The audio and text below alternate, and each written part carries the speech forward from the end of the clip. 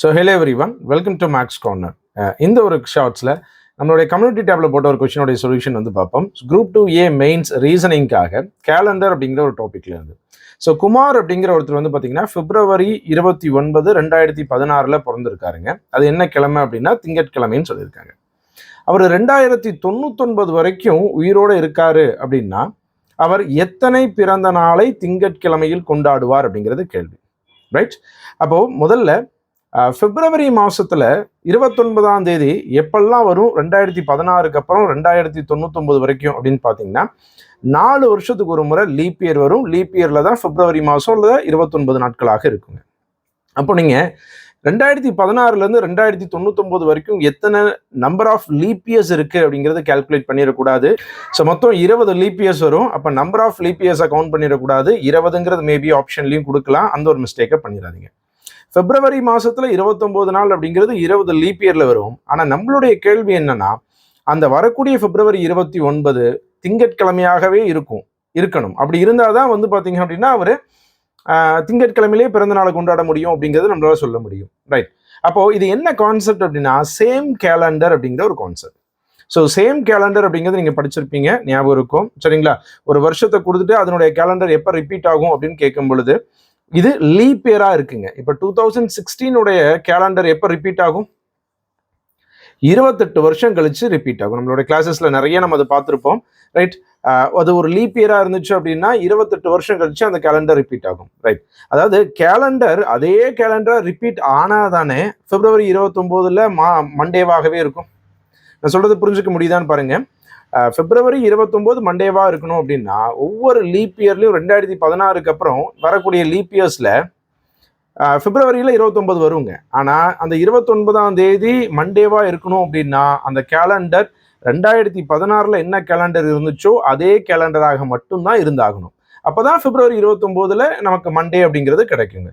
அப்போ சேம் கேலண்டருங்கிறது தான் இந்த இடத்துல கொஞ்சம் கான்செப்டா வேற மாதிரி கேட்டிருந்திருக்காங்க. அப்ப 2016 கேலண்டர் எப்ப ரிப்பீட் ஆகும் அப்படின்னா 2044ல சேம் கேலண்டர் ரிப்பீட் ஆகும்.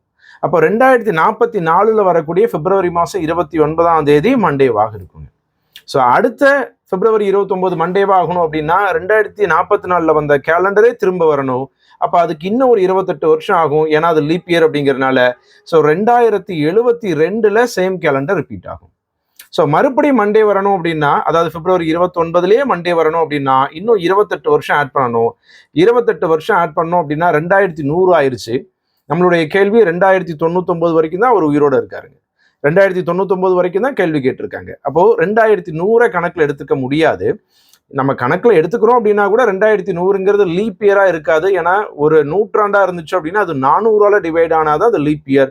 அப்ப 2100ங்கிறது 400ஆல டிவைட் ஆகக்கூடிய நம்பர் கிடையாது. அது ஒரு லீப் இயராக இருக்காது. 2100ல பிப்ரவரி மாசத்துல முதல்ல 29 நாளே இருக்காது. ரைட்? ஓகே. நமக்கு அது 2100 பத்தி இப்ப தேவையில்லைங்க. ரைட்? இப்ப எப்பெல்லாம் அவர் திங்கட்கிழமையில பர்த்டே செலிப்ரேட் பண்றாரு அப்படின்னா 2016ல பிறந்தாருங்க.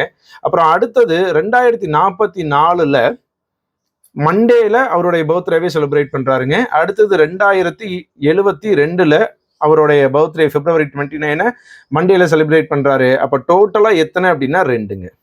ரைட்? ஆன்சர் 2 பர்த்டே வந்து பாத்தீங்க அப்படின்னா அவர் பிப்ரவரி மாசம் 29 அண்ட் மண்டேலே செலிப்ரேட் பண்ற மாதிரி இருக்கும். அப்ப 2016 அக்கௌண்ட்ல எடுத்துக்கலாமா அப்படின்னா 2016 அப்படிங்கிறது கணக்குல வேண்டாம்.